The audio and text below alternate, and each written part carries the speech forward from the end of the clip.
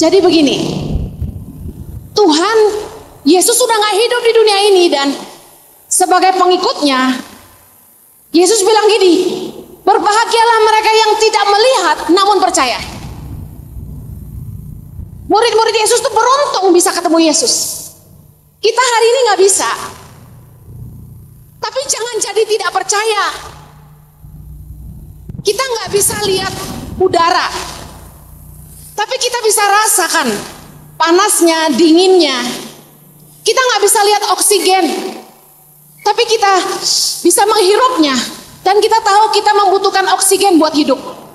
Sama kayak Tuhan, kita gak bisa lihat Tuhan, tapi kita gak bisa pungkiri kehadirannya. Bahwa dia besar, dia berkuasa, dia hidup, dia nyata, firman-Nya jadi dalam hidup kita. Dan kita tahu satu hal, tanpa Tuhan kita gak bisa hidup. God is unseen, but He is undeniable. Saya belajar ternyata untuk jadi percaya itu sebuah keputusan, bukan pemberian. Ibrani 11 ayat 6 bilang, sebab barang siapa berpaling kepada Allah, ia harus percaya bahwa Allah ada. Kita harus percaya bahwa Allah ada, itu sebuah keputusan. Anda bisa punya keputusan, saya nggak mau percaya bahwa Tuhan itu ada. Anda akan bikin list pertanyaan, siapa yang ciptakan Tuhan? Dan saya mau kasih tahu, saya nggak bisa jawab itu. Tapi saya percaya dia ada. Kenapa?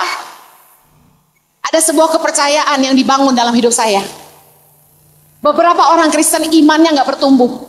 Mereka cuma follower, ikut aja, percaya Tuhan itu ada, tapi nggak pernah yakin bahwa Tuhan itu ada. Saya mau kasih tahu, kepercayaan itu dibangun lewat 3 tahap. Yang pertama, lewat hubungan, familiarity. Orang jadi percaya karena hubungan. Hubungan menentukan kepercayaan.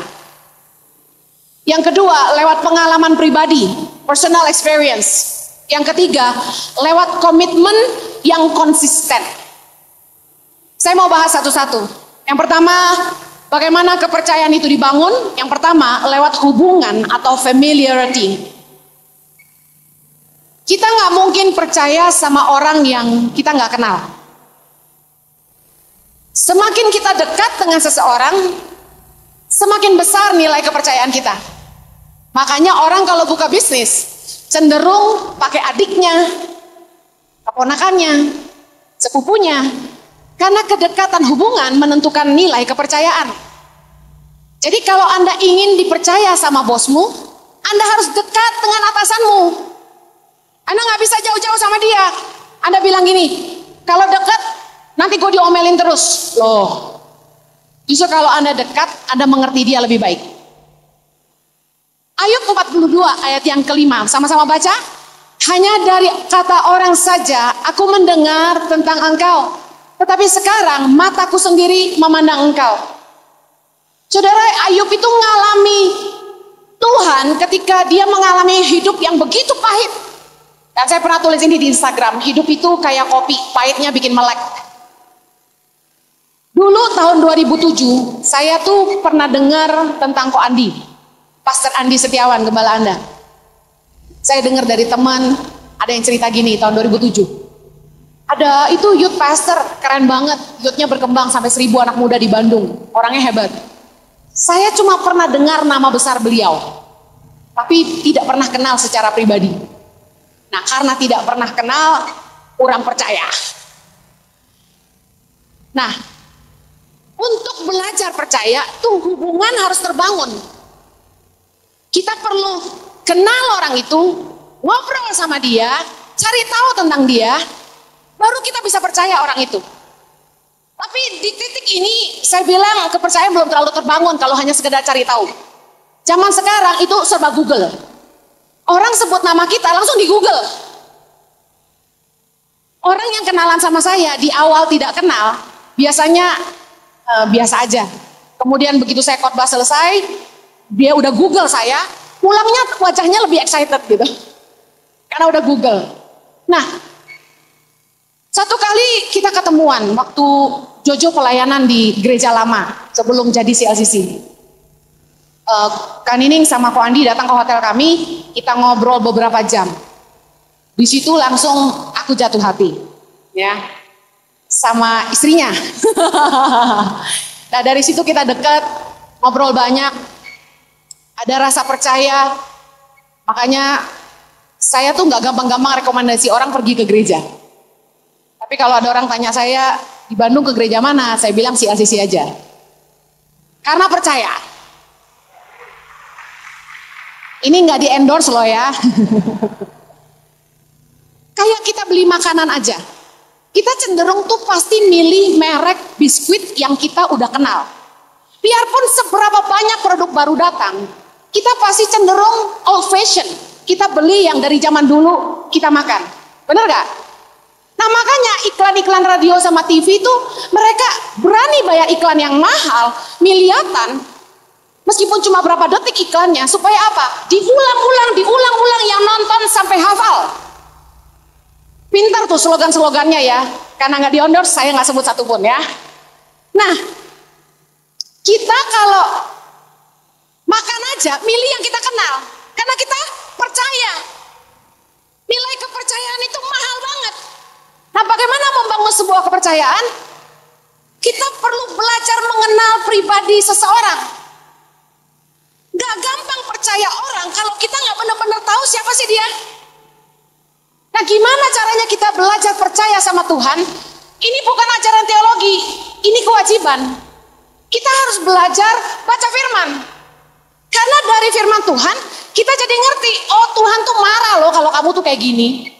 Oh Tuhan tuh seneng banget loh sama orang-orang yang kayak gini. Kalau kita baca firman, itu ada kisah-kisah tokoh-tokoh yang dapat favor dari Tuhan. Orang-orang yang berkenan di hati Tuhan. Nah saya tuh tertarik pengen tahu, kenapa sih mereka spesial di mata Tuhan gitu. Nah ketika kita pengen kenal seseorang aja, kita baca Google, ya kan? Kita browse tentang dia. Terus kalau kita naksir cowok atau naksir cewek, kita langsung cari sosial medianya, Facebooknya, IG-nya, bener nggak? Terus kita zoom, mancung juga, besar juga, apa ya? Kita langsung lihat dia naik mobil apa, browse, bapak emaknya siapa. Oh dia kalau makan banyak, zoom gitu kan. Wah cakep sih cakep, berat di ongkos nih kayaknya. Kita selalu pengen tahu orang, kita cari tahu.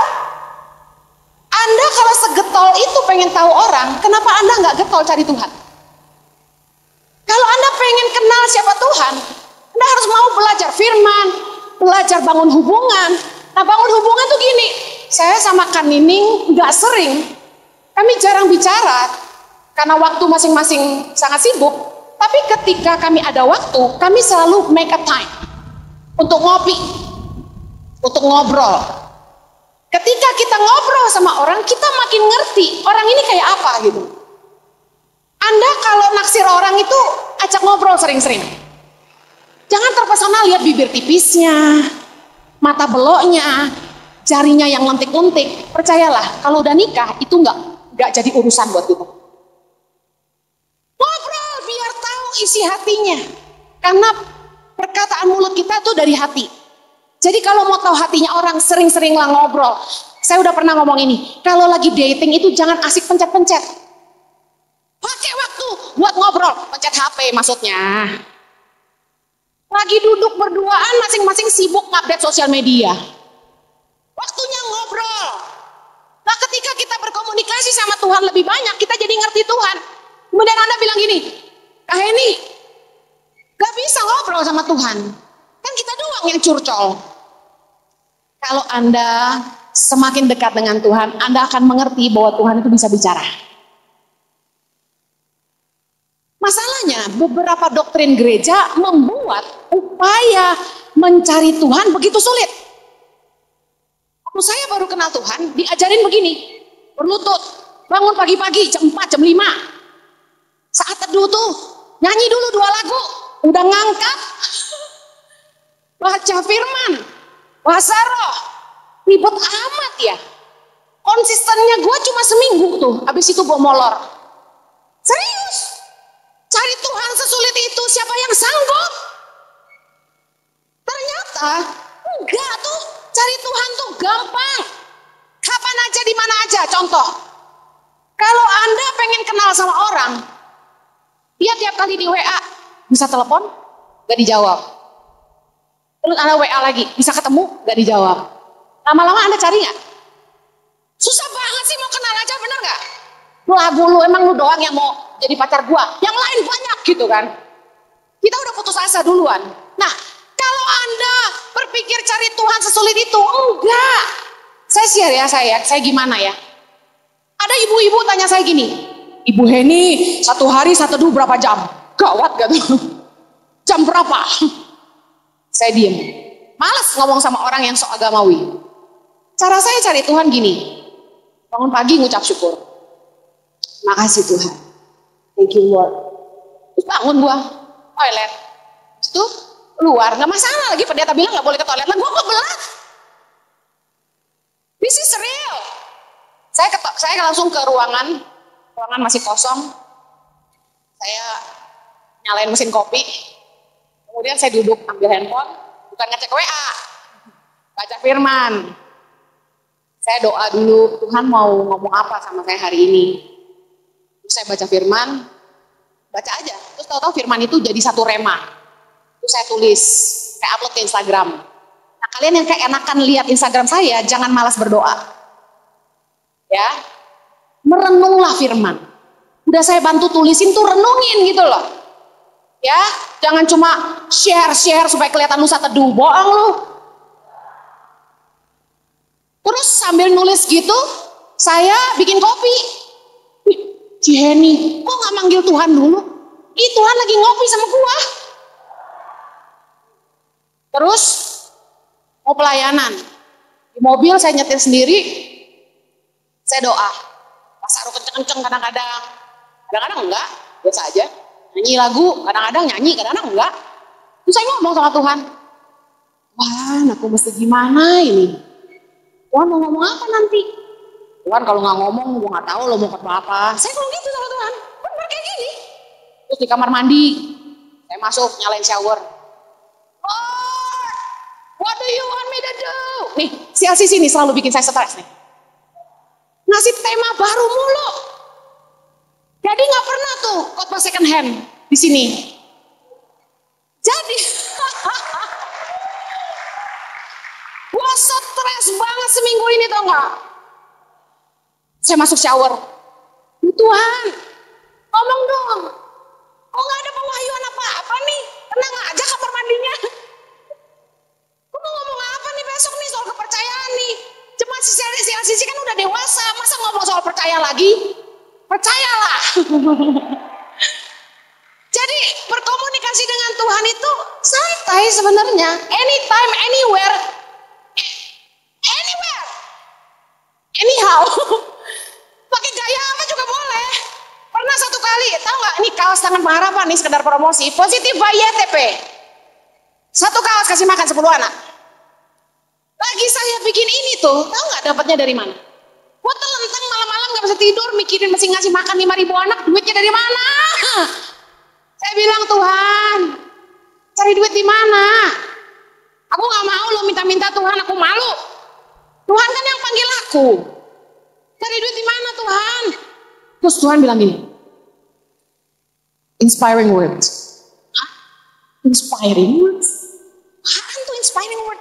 Mikir seharian ke besokannya, mikir lagi. Terus saya ke NTT, lagi di Kupang, gue lihat ada orang kampung pedalaman pakai kaos gede banget tulisannya. Gue perhatiin tulisannya, langsung prema inspiring words. Oh kaos, bikin kaos, kata-kata inspirasi. Gue kasih tahu aja, banyak artis, banyak pendeta ikutan bikin kaos karena nggak dapet rema, nggak laku kayak gue. Haleluya.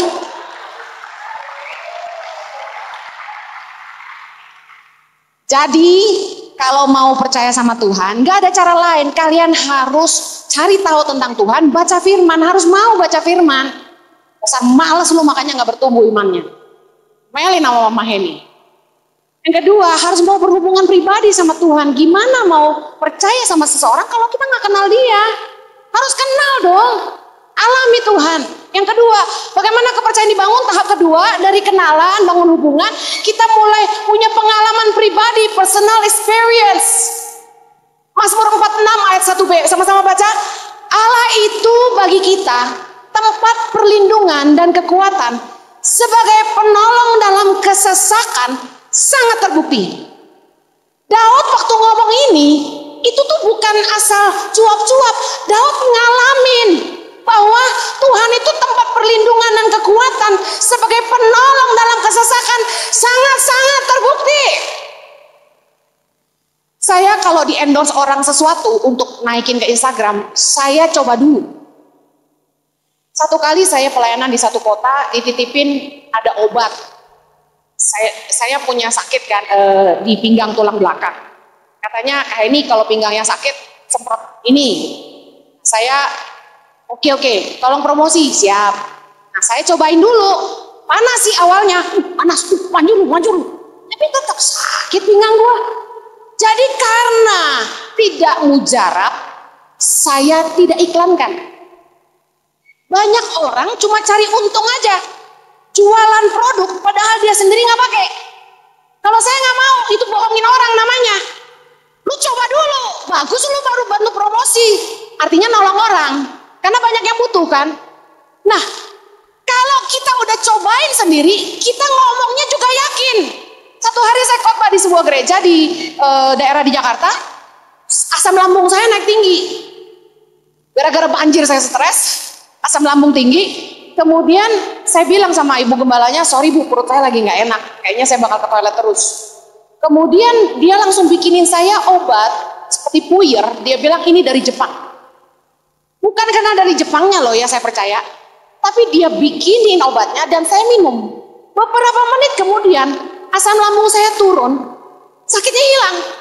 Saya langsung foto itu obat, saya bilang bu boleh pinjem nggak? Saya foto, saya broadcast di grup komsel kami, supaya teman-teman saya bisa yang sakit lambung bisa minum itu. Saya bilang, ini kamu sakit lambung nih, bagus banget nih. Barusan gua minum, asam lambung gua tokser langsung hilang. Saya langsung dengan yakin memberitahukannya karena saya ngalami sendiri. Nah, kita nggak mungkin percaya sama Tuhan kalau kita nggak ngalamin sendiri gitu loh. Kenapa banyak orang imannya nggak bertumbuh? Karena mereka berhenti di fase cuma dengar dari orang lain. Jangan cuma jadi sales kerajaan sorga. Hebat sih nginjil kemana-mana beritain tentang kerajaan sorga. Tapi kalau Anda cuma jadi sales, tahu nggak? Anda cuma berteriak-teriak mempromosikan kerajaan sorga, padahal sebenarnya Anda juga nggak yakin sorga ada apa enggak.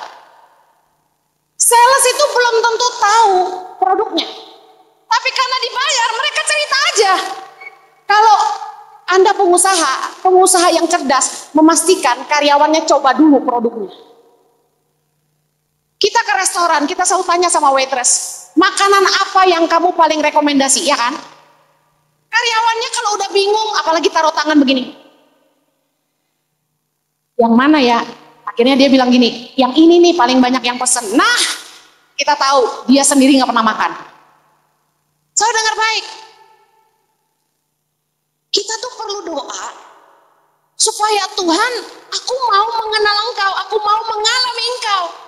Saya berada di titik ini, di titik hari ini karena satu kali saya bilang sama Tuhan, Tuhan, gua dengar orang didoain kakinya pendek sebelah sama panjang. Gua dengar orang dapat mujizat dikasih orang mobil. Gua cuma dengar. Saya mau ngalamin Tuhan. Saya kasih tahu ya, saya ikut Tuhan tuh waktu itu udah belasan tahun, tapi saya nggak pernah ngalamin seperti itu. Sampai akhirnya saya ngalamin sendiri. Tuhan bikin mujizat, ada orang kasih saya mobil sampai 2 kali loh.